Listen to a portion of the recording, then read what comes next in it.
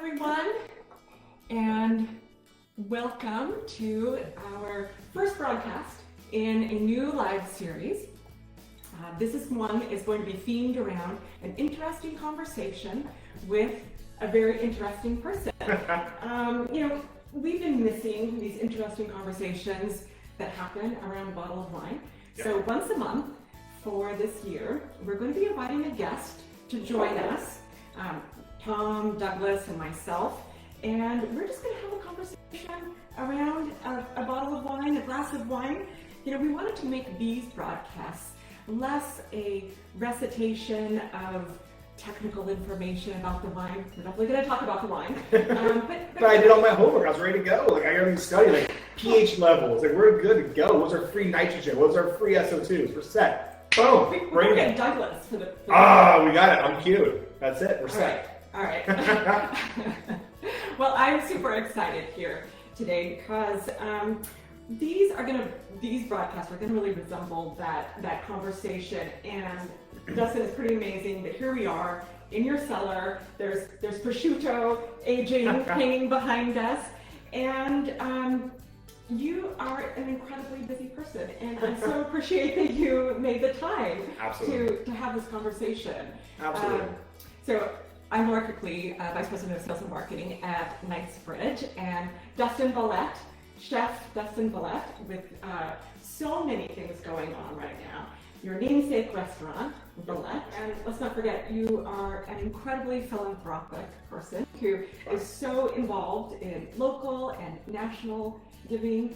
So tell us how you're doing all of this, and I want to hear about the magazine. And thank you so much for this incredible array. This is such a treat. I'm only going to ever do these with chefs because I know, right? Oh, this amazing array of delicious charcuterie. Ready to go? Well, we're down in the cellar with all the charcuterie hanging. We have to do charcuterie, right? Well, thank you. Absolutely. So how do I do it? Well, it's a great combination. It's a combination of espresso and then bounce it off with red wine. So I think we're good. A little bit of charcuterie in the background, both literally and figuratively. But I really think that so much what we do, we're very fortunate. We were able to open a restaurant 6 years ago, myself and my brother, and we were able to do this in our hometown. Aaron and myself, our whole lives in the restaurant industry, we've always loved cooking, always loved the restaurant. Aaron always did front of the house, I always did back of the house, and we always had this dream. Every time we get together for Christmas or Thanksgiving, we would drink too much good wine, and we're always like, one day we're going to open our own restaurant. And we're very fortunate to be able to buy my great-grandfather's old bakery, home bakery, in 2015, and actually be able to put it back in the family, but also start the namesake restaurant, Valette. And I think we talked about community a second ago, I think being part of the community, being part of something bigger than you, it gives you energy, it gives you a drive, it gives you motivation. It's a reason why you want to wake up in the morning. It's why the reason you go to bed late at night. I am very fortunate that my whole life I've been able to sleep about 5 hours, and that's down to about 4 now. That's incredible. Between kids, you lay in the bed, you're like, oh, come on, I just want to sleep. And then you get a little 5-year-old, you're like, Daddy, good morning. It's 6 o'clock in the morning. I'm like, all right, fine. I'm like, it's go time. Well, true. Before I had kids, if I had known that you could survive on 4 or 5 hours of sleep and function pretty well, think about how much more I would have gotten done and you would have gotten done. Your ambulance service, you look at all these really rewarding and industries to get back. And for me, I'm not a doctor, I'm not a pilot. I used to be a pilot right now, and I'm not a firefighter, but in my little world, I'm able to give back. I'm able to bring joy to people. And I think that to me is what gets me excited, gets me fired up, is we know that tonight 75 people are gonna have the opportunity to relax, the opportunity to have some wine, to have some food, the opportunity to sit back and just enjoy themselves. And I think the thing this pandemic taught us going through COVID really was how important that is, how much we missed being able to just sit together. Look at us, I've had my second shot a couple weeks ago. Yeah. So just had my vaccine, so we get to. The second shot sounds weird. Not second shot of tequila, by the way. I had my second shot of bourbon. I am good. No, second vaccine shot, I should say.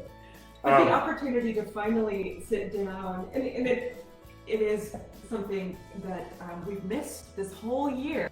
We've missed having these kinds of close connections. I'm sure that is. But being able to go to your restaurant and sit outside, that's one way of having those connections. I think that's true. I mean, I think look what we do. We go nonstop. We as people, everybody right now has a phone in their pocket, and everybody's on a computer. Everyone's going. We are, it's the social media culture, right? The thing on Facebook, like we are like driven for likes and driven to go and always go and email now. And when I grew up, it was the phone rang and eating dinner and you didn't answer it, and then like there was no message machine. Like we didn't get messages till I was like a high schooler, I was like, whoa, you leave a message for people? Like you just rang, like no one answered, it means they weren't home.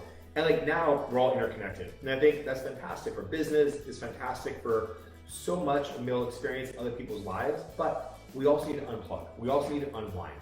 And during this past year, it has really sustained us to connect. We've done countless virtual tastings and, we've done these broadcasts. This is a new one for me this year, doing broadcasts like this. But those kinds of connections have been really essential. And I think that's something that we find deeply satisfying. Absolutely. So I have a very important question for you. Yes. Right? It's been, 10 minutes. We've sat down in the cellar for 10 minutes. You're talking to a guy who is a very not skinny chef. So you're killing me to not eat food or drink wine. What kind of wine do we have here? I gotta try some of this. We have one of my very favorite white wines that we produce, which is our Planche Chevalier Sauvignon Blanc. Absolutely ethereal, incredible scallops that you are well known for. Scallops en croûte. Why'd you tell me that we could make scallops en croûte? Now you tell me. Darn it. You would have had that here? I mean, charcuterie is great, but... We're half a block from the restaurant right now. Like, you don't know this out there in the Facebook. But I also chose our new release 2017 Knightsbridge Cabernet Sauvignon because I think it is such a wonderful representation of the estate vineyard. It's sourced from multiple blocks on the property, and it will be great with charcuterie. But I think really it's that commitment to quality, it's that commitment to terroir, and us really being able to showcase who we are in Sonoma County. Mm-hmm. From someone coming from New York, somebody coming out from Chicago, even from Los Angeles or outside our area, to come in here and experience who we are, what we live a day life of, and love your wines, but also love the community relationship, and really love the fact that we're all kind of in this together, being able to showcase these amazing wines, this amazing terroir that we have here in Sonoma County. For me, the way that your food connects so perfectly with local wines, it's so embodied local guests, but you have a lot of wine events.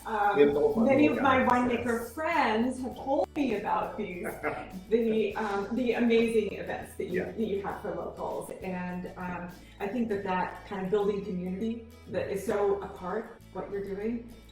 It's incredible. It's that authenticity. It's the fact that when you come to you'll see me cooking or the industry. I've been cooking for 27 years. He's been in the industry for, I think I beat him by 2. I think he's 25 years in the industry, maybe 26.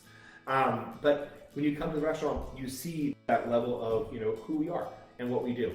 And I think with winemakers, we're very fortunate where we have a lot of good friends in the area. And I mean, that's the best part. It's that level of authenticity. It's that level of real. You come in there and you're saying, this isn't just TV and, show. This is the real thing. And we're going to up to, Knightsbridge, like just to see that level of passion you guys are in the cave. When you come in, you see that these are for me. Like these are for my family right here. That's what these are for. And like to me, that is my favorite part. And I think when you understand the fact that we all do this not just for TV, not just in front of the camera, behind the camera, that is where you get that sense of authenticity. That's where you get that sense of passion. And it's not just me, it's my cooks, it's your winemakers, it's cellar workers, the farm workers. We all live this crazy world that we're so fortunate to live in, where it is about food and wine. I get bombarded with people saying oh my God, Dustin, what kind of heirloom tomatoes are you gonna plant this year? And I'm like, all right, I'm planting these, 5 varietals. Like I see my seeds from last year, they're amazing. We have these two clones themselves, they're kind of crossbred, but they're amazing. There's hybrid, heirloom tomato, and to me, these are winemakers. That's the best part. Me talking winemakers, we have barrels over there behind the camera you can't see. We're actually aging soy, and we're doing a 2-year barrel aged soy program. And it wasn't like those are soy? yeah, there's Oh my goodness. we actually make it ourselves. So this Sauvignon Blanc is just for me, this Sauvignon Blanc is the perfect pairing. I see we have a little bit of maybe some goat cheese. We do. It's a couple cheeses. Yeah, it's kind of fun. We have Bohemian Creamery, local creamery up here. Lisa, absolutely fantastic. I met her 10 years ago. Ooh, maybe 11. 10 or 11 years ago. I was attracted to the kitchen. Ever since then, we put it on the menu. We've had that cheese on the menu since day one, and now we have a partnership. So now at Valette, we help play around with some cheese concepts in the past, but now we're doing a different kind of idea where we literally go back and say, this is the style of cheese we want. This is what we're going for. We want to have a cheese that is beautiful characteristics of what it is, but also that's not too pungent, not too strong. And one of the big reasons for that is the wine. We don't want to change too much the profile of that wine, but instead we really want to be able to have a beautiful, nuance-driven cheese that also is a representation of who we are here in Sonoma County and where we are, the terroir, but also works well for wine and also the aromatics. So that's sometimes we don't think of is the first thing we do when we grab a wine, we always smell, right?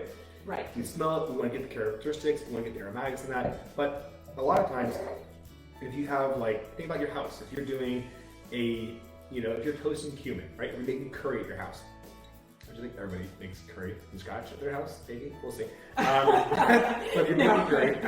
Everyone doesn't make curry.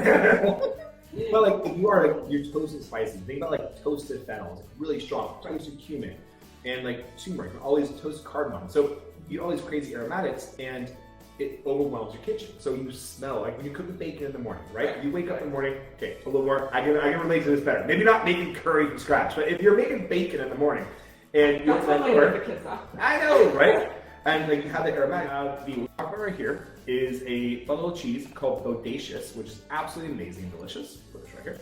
And then the other one is a little purple flower, which we're gonna put that over there. Not a cheese. Not a cheese. And this is actually hard sheep's cheese, so it's a little bit different. The Bodacious is light and bright and fresh. Romeo is a little darker. It's got a wash rind on it. It's got more of a nuttiness to it. That nuttiness would be fantastic with that Sauv Blanc. But then also the fresh cheese is just beautiful together. So kind of fun. We got a little bit of house-made bread. Gotta have that. Oh my gosh. To be grilled on a little charbroiler. I love that caramelization of the bread. Adds fantastic flavors to it. So that's the beginning of our cheese. Now we're gonna eat a little piece of cheese and drink some wine. Wow, right? Incredible. Incredible. You get the grassiness. You get that really nice, beautiful aromatic. It's got goat milk in there.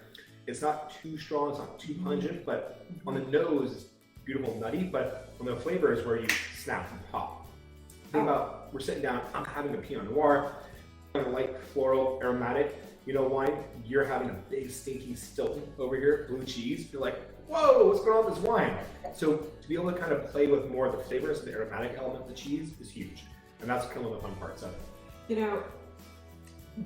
The thought that goes into that kind of a pairing, that it all arrives at the guest table, all perfectly thought out, that's when you have the magic. And, for me, thinking about that scallop dish, yes. that we were joking about having that magic delivered, but the brininess of those scallops, and it's so dish. I dream about this dish. For those of you who have not yet, this is the dish you must try when you go visit The scallops on food. Yes, and it's perfectly paired with the Sauvignon Blanc. So how did you come up with this dish? Kind of funny. So my time girlfriend, now wife, put your hand up. We were in Paris, and a guy named Alan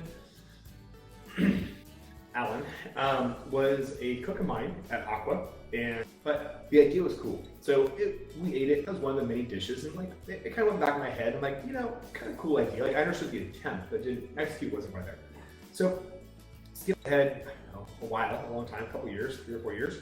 I'm had a restaurant in Vegas after that, and then I came back here to visit my family, and Troy Palmer and I were chatting, and we were hanging out. We're like, I'm going to cook a dish for you.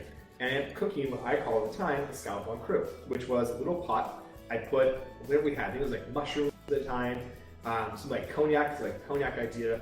and then a scallop inside there, and a little piece of puff pastry on top. Didn't have a baguette dough. We baked. So I took Pinot out of my glass like this, in the pan.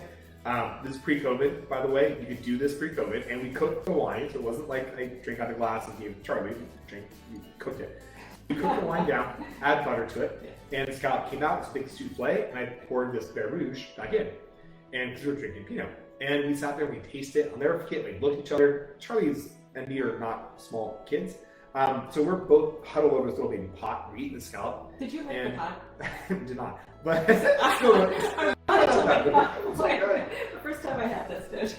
it was cool. Like it basically steamed inside there, and like that's where the reincarnation of the dish came from. So saying you take this idea of a raw scallop steamed and with alcohol, and you put a light fluffy shell on top and like a butter sauce. When we opened Valette, we refined that dish back down, and that was one of our main dishes at Valette. And I always openly say, like, that one single dish is what got me a restaurant. Like, it was very, we had a little bit of fennel pollen on top, toasted fennel seed, obviously a fennel liqueur, and we basically take a dry fennel powder, right, dehydrated fennel, grind it up, put inside there also. So you have this really intense fennel flavor with Pernod, and when you cook that scallop, it actually steams inside the pot. So it's not seared, it's not caramelized, there's no Maillard reaction. Instead, you're, caramelization of the protein. Instead, it's just the steam of the scallop. And what it does is it showcases the beauty of that dish, the elegance of that scallop. And then we pour in a caviar or blanc with Chardonnay and champagne. So the champagne or the Chardonnay, make a butter sauce, kind of like the Rouge, but now the blanc with a little bit of caviar. And it's become one of our signature dishes. And it's squid ink, basically. Right. And we strip out the protein, so we get just the color, the pigment. And we use that pigment to paint, almost like a paint on top. And then you don't use any of the fishy aromatics. It's a nice, clean, bright, fresh smell you put back on top. And that sits on top of that fennel pollen on top also. So anyways, 5 minutes later, blah, blah, blah, some scallops in a pot that has been steamed with a bunch of wine. All good ideas from over red wine. So. Really good. That's something in a block. And you know, it's that, the brightness and freshness that just pairs so perfectly. And this actually sees about 2 months of some neutral oak. So there's just a little bit of texture that I think is a really nice pairing and complement. Great with cheese and great with your famous scallop dish. But moving on to the Cabernet Sauvignon. And you have so many dishes on your menu that I would think to pair with this wine. It is really representative of the Knights Valley estate. Knightsbridge sits on about 100 acres in Knights Valley, and it's planted to pretty well diversified clones and rootstock, incredibly diverse aspects, all these wonderful little pockets in the vineyards. It has that smell of place that, of course, you know, there's only grapes in here. There's no redwood, but it really does embody the diversity of that vineyard with this kind of almost a little bit of a savory quality, that forest floor quality. So, I know you have so many dishes that you would pair this with for the menu. Your Trust Me is always a fun one. Trust Me is fun. The Trust Me is fun. So we have a special taste menu restaurant called the Trust Me Taste Menu. And it's actually the only taste menu we offer. And what we do is we do a combination of like the best of dishes, scallops from crew, usually in there. We do kind of combination of best of dishes, but also we also do specials, things that are exciting to us in the moment. Things are coming out of our garden. We have a 5,000 square foot estate garden across the street, and it's always something fresh, something exciting, something nuanced is exciting. So this wine I love, great acidity to it, great tannin structure. Again, you have beautiful mouthfeel, great texture back in the wine. And also it is very representative of Knights Valley. It's very representative of that area, that little pocket between Napa and Sonoma, that little ridge you have inside there. Obviously the city is fantastic. You get a lot of cool nights, right? You don't get a lot of these big, crazy, hot days, but really good structure development also. And again, I think just the way the tannins are carving back into it is excellent. It's very elegant.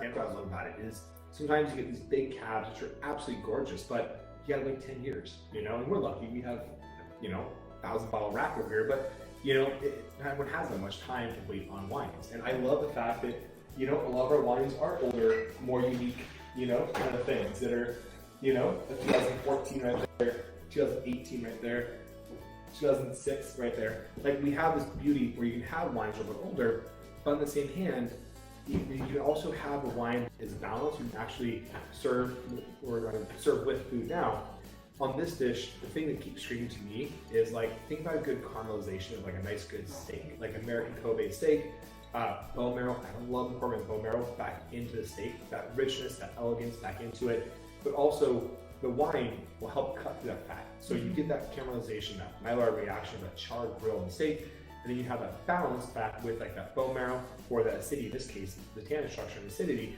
kind of help wipe the palate clean, get rid of the next bite of food. Again, this to me is the best part of food wine pairings, is really the culmination of the two. By themselves are excellent, but together are fantastic.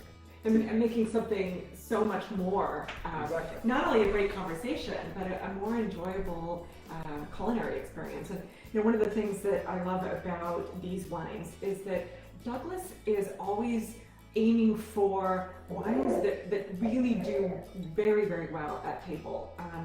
He's himself an absolute foodie, loves to eat, loves to cook, and he's always thinking about that. How will these wines work with food? But it's true also that Knights Valley really lends itself well to a very balanced and a wine that absolutely is, as he puts it, textbook, that always or big, huge, overripe flavors. It's this elegance and certainly ageability, good structure, but elegance. And I think that's a hallmark of both what Douglas does as well as our vineyard, and which makes it perfect for food. Exactly. Your estate. The estate has beautiful natural hills.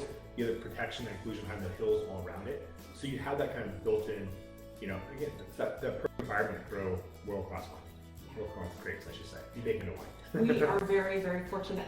So I can't let you go before, I want to hear, because, we're in the midst of a massive construction project as well. Yes. Digging out caves that are almost now completed, and we are getting very, very close. I'm so excited for the opportunity to welcome all of our viewers and our guests in person to the new winery this fall. We're planning on opening in October. Welcome, you guys. We're actually going to be making wine there this year. I know. I saw that massive room. They have the underground cellar room. And it's just, it feels like you park like 3 747s in there. I think in actuality, it's probably 40-foot ceilings and probably 180 feet long. It's massive. And absolutely gorgeous. It's going to just be a stunning accomplishment, I think. And it will be a place where we want to welcome guests, and where we will, have wonderful little charcuterie plates and the most spectacular views of Mount St. Helena. I think it's going to be a really unique and special place. We're only the second winery to ever be built in Knights Valley. And so it's been a long time. What's the first one? I didn't know that. Peter Michael. Oh, of course. Yes. Ours. Yes. I mean, the beauty is, it's a project we've worked on the past 3.5 years. I said earlier, my great-grandfather was an immigrant from France, Honoré. His first bakery was in downtown Healdsburg. He had that for a while, retired, moved up to Mill Creek, we're right next to where Troy Palmer lives now, and he re-retired, and then he came back, left the ranch, came back here, and then he had a little bit of a share in home bakery, where Valette is now. He actually lived here at this house, actually upstairs. And then we were very fortunate 3.5 years ago to be able to partner with Craig Ramsey, an old family friend of ours, and to be able to buy that building back and put that again back into the family and create kind of my dream restaurant. So the restaurant called the Matheson, about 3-ish months, June-ish, we're looking at. And this has been a culmination of this dream we've had for forever, but especially the past 3.5 years. And it's gonna be a little more fine dining restaurant downstairs, a little overview, like mezzanine, overflow dining, kind of looking back down also. And then upstairs we did a alfresco, half indoor, half outdoor, alfresco kind of more casual concept upstairs. And that's wood fire cooking. So a big wood fire oven upstairs, just doing things like charred octopus with like a saffron roux and fingerling potatoes, and just a really kind of fun, more casual concept upstairs, a little more elegant downstairs.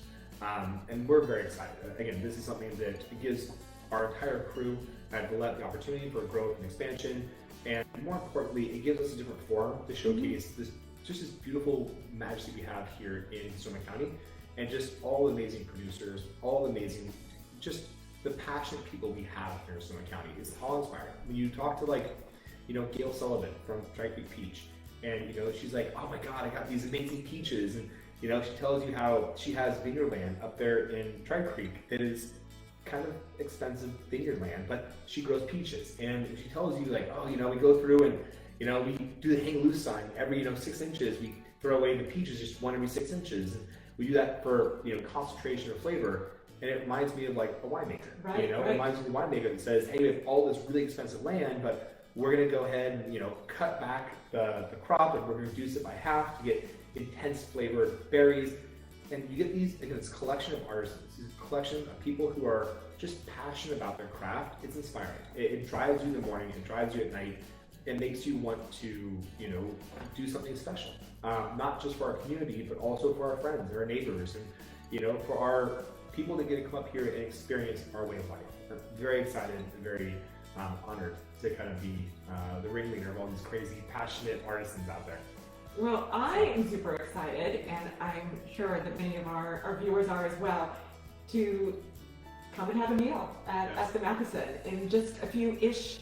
So Dustin, thank you so much for taking the time. We could talk here forever. We could talk for a long time over a glass of wine, and what a privilege to hear a little bit about your Matheson project, and I'm super excited. I can't wait to come, have a glass of wine, and a great meal at the Matheson. Thank you. So cheers to you and cheers. to this new project, and to all of our viewers. Thank you so much for joining us. We really appreciate everyone who has been watching us over the course of this past year, and we look forward to welcoming you to our own new winery in the fall, and Fallish, yes, and October-ish, and of course you have to come and have a great meal at Valette and at the Matheson. Thank you. Food and wine. All right. See you guys later. Enjoy your night. Bye-bye.